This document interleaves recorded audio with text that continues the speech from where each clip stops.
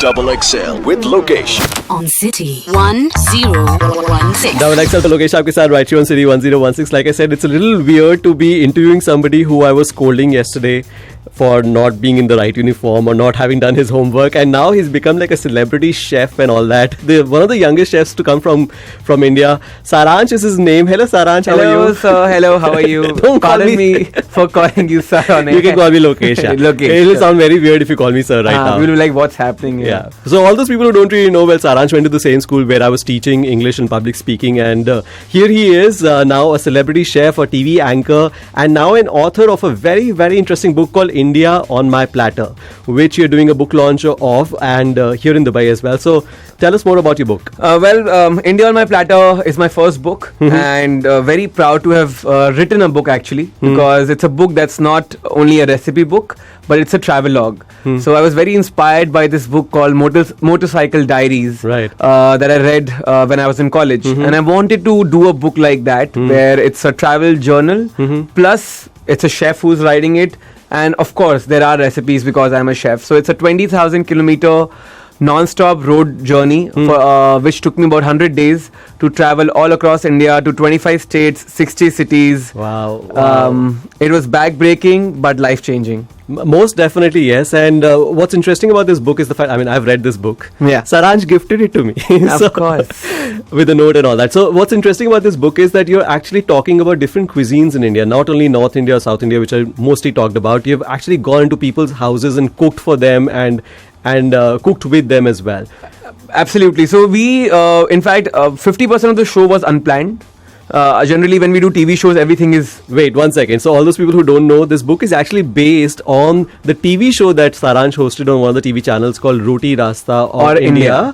And so you basically, you've documented that TV show experience into a book. So tell me what's the craziest thing that you did on that trip? What's the craziest recipe that you tried? Craziest recipe, okay. If you're talking about the craziest recipe, I went to this small, tiny village in Kullu, Manali. So we trekked for 4 kilometers uphill.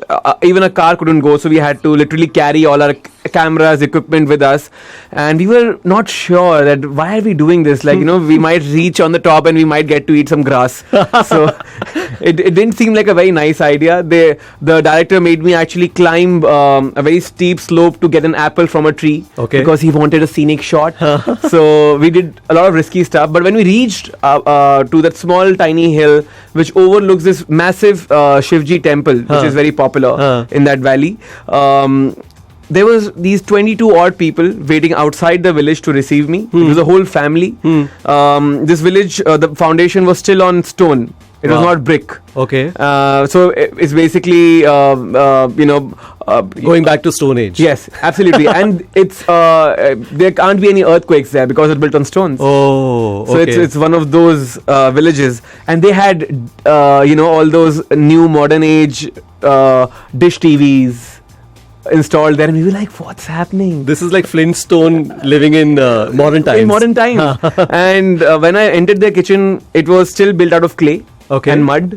And the aromas itself were inviting, fascinating. मतलब मैं उस kitchen में घुसा तो ऐसे लगा कि जो हम लोग books में पढ़ते हैं और जो 70s की movies में देखते थे, that came back into real life. So what recipe did you try there? There was a plate that they had made with a local delicacy called Siddu. Okay. So Siddu is basically made out of dal. Oh. So it's basically, it looks like a bhalla, but it's made from dal. Okay. And then there was a locally produced ghee. Okay. Then they had a roti called kodra ki roti. Okay. So kodra is a kind of a grain, and if you eat, it's like elvish bread. If you eat half the roti in the morning, you can go for a whole day without eating anything else. Wow. So we had kodra ki roti, and they're funny names: kodra ki roti, kathu.